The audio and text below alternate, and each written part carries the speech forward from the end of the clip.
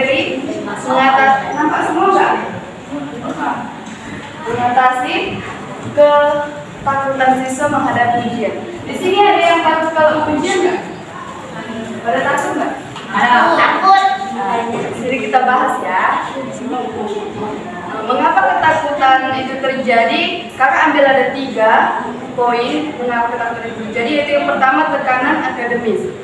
Nah, tekanan akademis itu banyak siswa merasakan tekanan yang kuat dari berbagai pihak, termasuk orang tua, teman sebaya, atau guru yang ekspektasinya itu tinggi terhadap kita. Jadi kita udah takut duluan, bisa nggak ya nanti mencapai ekspektasinya lulus, orang tua sama teman-teman kita begitu. Yang kedua, kecemasan tentang hasil. Nah, di kecemasan tentang hasil ini rasa takut yang membuat siswa tidak fokus sama ujiannya, lebih fokus sama hasilnya nanti, gambar kayak aku gitu. Dan yang ketiga, pengalaman buruk sebelumnya. Pengalaman buruk sebelumnya ini seperti ujian di semester lalu nilainya rendah. Nah, jadi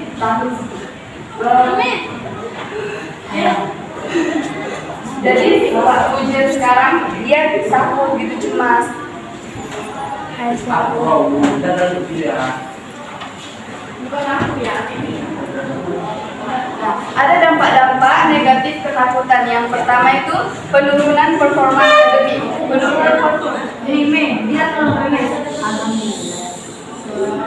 Penurunan performa akademik itu ketakutan.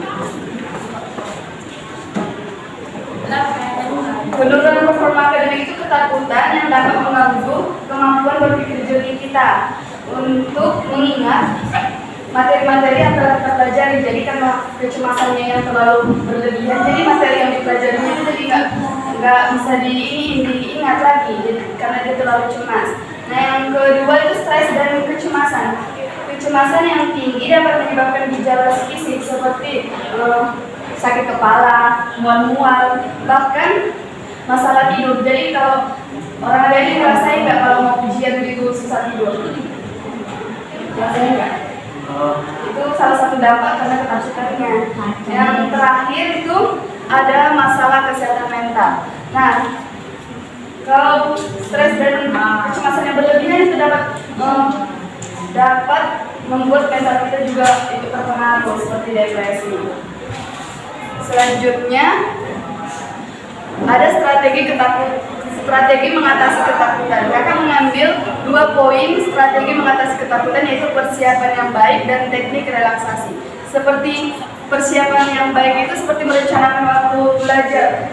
Misalnya nih besok mau ujian matematika dan bahasa Inggris misalnya.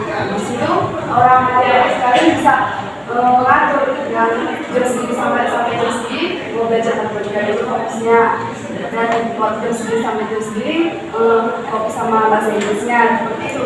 Karena kayak ada pengalaman dengan kakak kayak gitu kan, dia itu kalau mau belajar langsung penuh di depannya, jadi bingung, jadi nggak tahu mau belajar yang mana gitu. Yang selanjutnya, gunakan teknik belajar yang efektif. Nah, adik-adik sekarang juga bisa menggunakan teknik belajar yang baik, seperti membaca, buat mind mapping atau peta ponsel, atau kata-kata kunci yang dapat membantu adik-adik ingat sama materi-materinya. Nah, kalau kakak cerita sedikit tentang teknik belajar kakak, seperti kalau kakak itu mau ujian, kakak membaca dulu materi apa yang mau diujiankan, terus dibaca, dipahami, dihafal, lalu ditulis apa dari hafal itu. Kalau kakak udah mampu menulis apa yang kakak hafal dari kakak pahami, kakak itu udah gak takut lagi kalau ujian gitu. Lalu teknik relaksasi. Teknik relaksasi ada 2, yaitu latihan pernapasan. Nah, jadi adik sekalian bisa melakukan latihan pernapasan seperti menarik napas 4 detik 5 detik, terus ditahan 4 detik 5 detik, terus dihembuskan lagi 4 detik 5 detik. Itu dapat membuat saraf kita jadi rileks. Yang berikutnya, meditasi atau yoga. Meditasi atau yoga juga dapat membuat kesehatan mental kita yang dapat membuat mental kita lebih siap lagi untuk menghadapi ujian. Berikutnya, dukungan emosional. Dukungan emosional juga berdampak dan sangat berpengaruh bagi siswa-siswa karena dengan cara bicara dengan orang tua atau guru dan mencari nasihat atau meminta nasihat. Jadi adik-adik sekalian juga bisa berbicara, berdiskusi terbuka dengan orang tua atau guru agar kalian lebih dimengerti dan mencari nasihat dan mendapat nasihat dengan pengalaman-pengalaman yang sudah dirasakan oleh guru atau orang tua.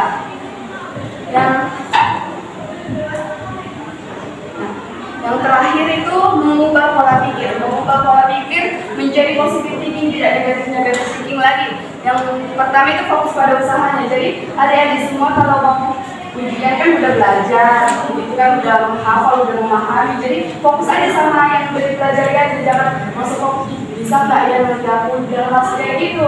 Jadi kita harus fokus aja dulu yang udah dipahami pasti karena kan ada kata-kata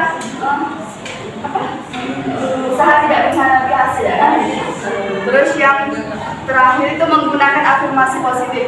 Nah adik-adik sekalian juga bisa menggunakan afirmasi positif seperti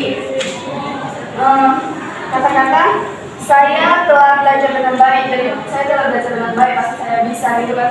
Saya mampu menghadapi ujian ini. Jadi dengan cara melakukan itu berulang-ulang, adik-adik juga bisa dapat mengurangi rasa ketakutan pada saat ujian. Gitu. Jadi kesimpulan dari materi kakak itu, ketakutan siswa menghadapi ujian disebabkan oleh tekanan akademis dan pengalaman buruk sebelumnya. Ketakutan ini dapat berdampak negatif pada performa akademis dan kesehatan mental. Untuk mengatasi masalah ini, siswa perlu mempersiapkan diri dengan baik, menggunakan teknik relaksasi dan mendapatkan dukungan emosional orang tua dan guru. Mengubah pola pikir menjadi lebih positif dan melakukan simulasi ujian yang sangat membantu. Peran sekolah dalam menyediakan dukungan mental sangat penting. Dengan strategi ini, siswa dapat mengurangi ketakutan dan meningkatkan kepercayaan diri saat menghadapi ujian. Jadi setelah materi yang telah kakak sampaikan ini, masih takut nggak ujian? Semoga nggak takut lagi ya? Iya. Oke, sekian materi kakak. Terima kasih.